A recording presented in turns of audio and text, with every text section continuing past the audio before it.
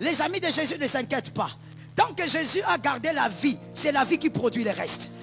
Même si tout part, tant que Jésus a gardé la vie, c'est la vie qui produit le reste. Je veux dire à un jeune ce soir, ce matin, écoute, calme-toi.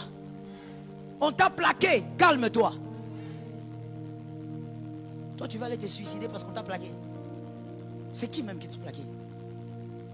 Si tu réfléchis bien, tu sais, à chaque fois qu'on pense aux ex, on se rend compte qu'il ne fallait pas. Qu'il ne fallait pas. À chaque fois. À moins que toi, ton ex soit spécial. Mais quand tu penses seulement aux gens là, tu te dis non, non, non, non. Comment j'étais là-bas? Et des fois, tu commences à penser à sa démarche. Ah, comment je faisais pour me balader avec quelqu'un comme ça? Mon frère, celui qui t'a plaqué t'a raté. Ma soeur, celui qui t'a plaqué t'a raté. Tu ne te tues pas à cause de celui qui ne reconnaît pas ton importance. Tu fais confiance en Dieu et tu avances. Ton ami a permis que cette personne parte, un autre va venir. Kiljon est parti, laisse ta place à Boaz. Laisse le couloir à Boaz. Laisse Kiljon à côté. L'ami de Jésus a confiance en Jésus. Non, ce matin je me suis réveillé, j'ai perdu mon travail. Fais confiance en Jésus. C'est ton ami. Il sait ce qu'il fait. Ce qu'il réalise dans ta vie. Il a peut-être fait partie de ce travail parce qu'on allait t'empoisonner là-bas. Des fois nous nous plaignons, vous savez, ce sont des plaintes d'ignorance. Si Jésus pouvait t'étaler tout ce qui se passait autour de toi, tu aurais dit, Seigneur, je me tais, fais ce que tu veux.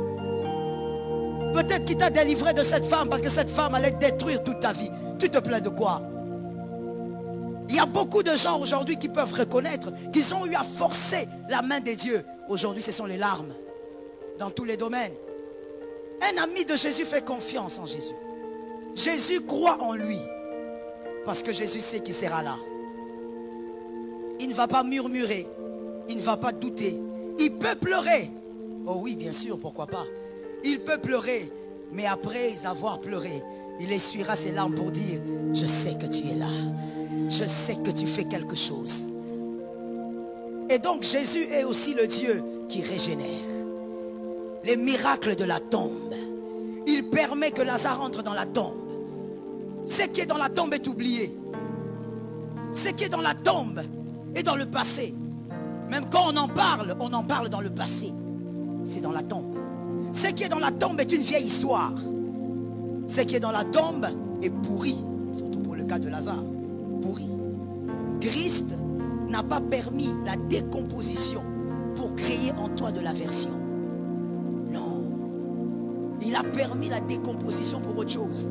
Marie et Marthe ainsi que toutes les personnes qui étaient là ont dit, il sent déjà. Mais celui qui sent déjà était... Oh God. Celui qui sent déjà était le frère de quelqu'un. Celui qui sent déjà était l'enfant de quelqu'un.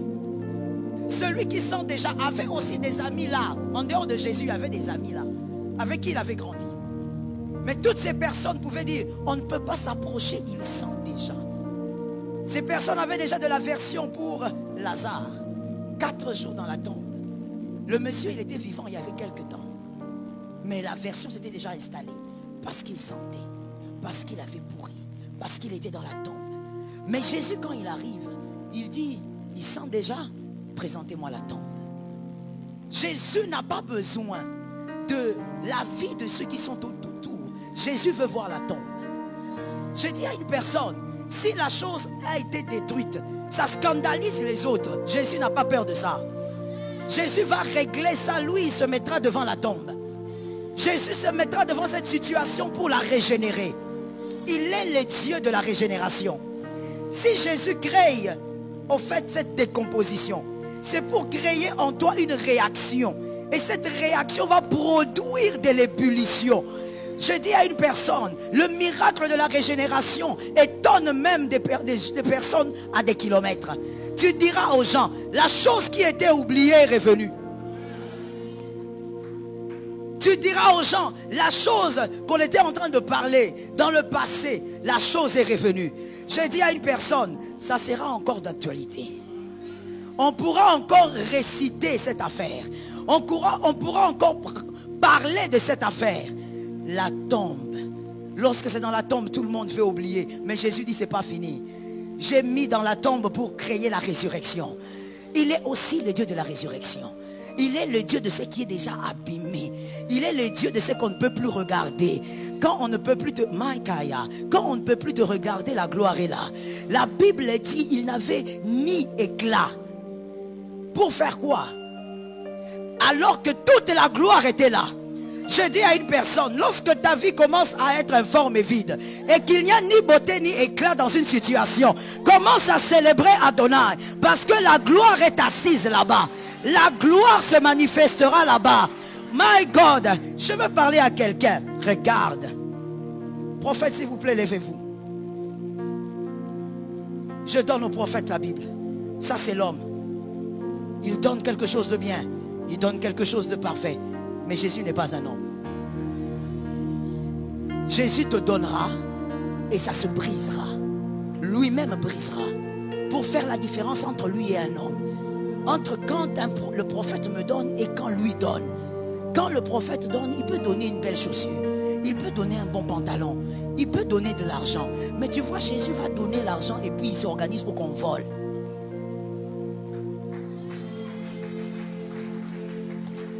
Il donne et puis toi tu es là tout content. Merci prophète. Il donne, tu es tout content. Tu dis je vais témoigner en tout cas. Je vais témoigner. Tu prends la moto mon frère. C'est seulement quand tu prends cette moto là que tu prends un motard envoûté.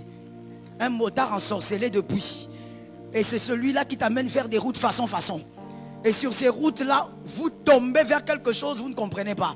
Et les gens viennent, on te dépouille. Tu dis mais c'est que Dieu m'avait donné. Vraiment je croyais que c'était le grand départ. Je croyais que c'était la nouvelle saison.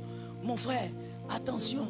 Tu vois, lorsque tu avances, tu es peut-être sur, je ne sais pas, sur le boulevard, tu avances. À un moment donné, tu verras, on met feu rouge. Ça veut dire qu'il faut. Est-ce que ça veut dire que tu es arrivé? Ça veut dire seulement arrête-toi. Si tu ne connais pas le code de la route, tu vas dire, mais c'est quoi cette affaire? Pourquoi on m'arrête ici? Je ne suis pas arrivé. Calme-toi, on t'a seulement stoppé. Le chemin va reprendre. Je dis à une personne, il a seulement fait pourrir la chose. Mais ce n'est pas fini. La chose là n'a pas terminé de parler. La chose n'a pas fini d'agir. La chose n'a pas fini de faire parler d'elle. Il y a une régénération. Je déclare au nom de Jésus que le Dieu de la régénération agisse dans ta vie. Que tu vives aussi la dimension du Dieu de la régénération. Ah, que tu vives aussi le Dieu. On te dit le bébé qui est dans le ventre, il n'est pas là. Tu dis il n'est pas là. Il n'est pas là. Mais ça veut dire quoi il n'est pas là? Non maman, il n'est pas là. Mais ça veut dire quoi? Parce que le ventre ici, il gonfle. Maman, c'est autre chose. Ah bon? Tu fais appel au Dieu de la régénération. Et le Dieu de la régénération s'impose. Je comprends que ton amen soit bizarre. Tu as un problème de foi. Ton amen est bizarre parce que tu as un problème de foi. J'ai dit Dieu est capable de le faire. Le Dieu des miracles, ce n'est pas seulement celui qui te donne du pain. Ce n'est pas seulement celui qui te garde en bonne santé. Il est celui qui guérit du cancer. Il est celui qui fait marcher les paralytiques. Il est le Dieu de la régénération. Il renouvelle ce qu'il a lui-même détruit. Il renouvelle. Oh, tu dois te faire opérer, tu ne te feras pas opérer. Au nom de Jésus de Nazareth. Le Dieu de la régénération va toucher ses poumons. Il va toucher ses reins. Il est le Dieu des miracles. Il est le Dieu qui fait des choses que l'homme n'a pas attendues. Lorsque l'homme parle d'un sujet au passé, Dieu dit c'est d'actualité. Voilà pourquoi je donne un conseil gratuit à ton voisin. Qu'il arrête un peu de trop juger ta vie. Qu'il arrête un peu de trop définir ta vie. C'est que tu essayes, il y a des choses qu'on peut définir, il y a d'autres qu'on ne peut pas définir. Parce qu'en réalité, Dieu est au contrôle et il n'a pas fini. Quand toi tu regardes Lazare, tu dis c'est fini. Lazare il est mort. Lazare était notre ami. Oh Lazare, on avait étudié avec lui en deuxième primaire. Lazare est mort. Non, c'est toi qui définis qu'il est mort. Il n'est pas mort, il dort. Et quand Jésus dit aussi qu'il dort, Jésus a envie aussi de dire il est facile à réveiller. Et yes, celui qui dort, on le réveille. On n'intercède pas. Oh, au nom de Jésus, fire. Mon frère, il n'y aura pas ça. Tu vas seulement constater que la chose est en train de se restaurer. Elle est en train de revenir. Elle change de forme. Et ce qui est extraordinaire avec ça, c'est que lorsque Jésus se tient devant la tombe, il dit, Lazare, sors. Ce n'est pas ta place. je t'ai permis de rester là, maintenant tu sors. Quand Lazare sort, il dit aux hommes, déliez-le. Ah, Jésus. Jésus est bavard sans lettres. Jésus aime la publicité sans la faire. Jésus est un grand maître. C'est pas pour rien qu'il est le grand maître. Il aime la publicité sans la faire. Il dit aux hommes, déliez-le. En d'autres termes, allez constater qu'il est vivant. Allez constater qu'il n'y a plus de pourriture. Allez constater qu'il sent bon. J'ai dit au nom de Jésus, ils vont constater que ça a changé. Dieu va s'organiser pour qu'il constate. Dieu va s'organiser pour qu'il prenne des avions et qu'il vienne au Congo constater. Est-ce que c'est vrai? Oui, c'est vrai. La situation a changé. Dieu va permettre qu'il cherche des visas. Où est-ce qu'on peut avoir le visa congolais? On doit chercher le visa parce qu'on doit savoir, est-ce que ça a vraiment changé? Et ils viendront constater que la chose a... J'ai envie de dire à quelqu'un, mon frère, aime ta vie. Ta vie n'est pas entre les mains d'un homme. Fais attention. Ta vie n'est même pas entre les mains de ton père, entre les mains de ta mère. Voilà pourquoi à ta naissance, on a coupé le cordon. Ta vie n'est pas entre les mains d'un homme. Même si quelqu'un te dit, j'ai beaucoup fait pour toi. Oh, je viens au nom de cet homme-là, à qui vous avez beaucoup fait. Au nom de cette femme-là, je viens vous dire merci beaucoup, respect. Vous avez fait des bonnes choses dans sa vie. Mais ce n'est pas ce que vous avez fait qui pourra faire de lui ce qu'il deviendra. Dieu tient sa vie entre ses mains.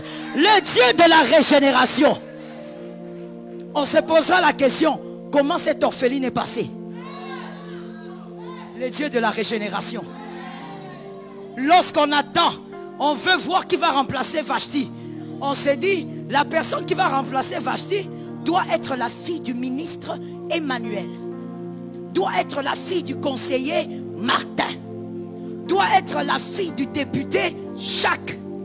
On attend que celle qui va remplacer la reine soit la fille des notables. On regarde, on dit, ça sera la fille d'un notable. Même les filles là, elles sont prêtes. Si c'est pas moi, ça sera toi. Oui, c'est entre nous. C'est dans le cercle que ça va se passer. Même les pères, c'est-à-dire les conseillers du roi. Au fait, toute la clique se disait, ça va se passer entre nous. L'une de nos filles sera prise. Dieu est le Dieu des choses bizarres.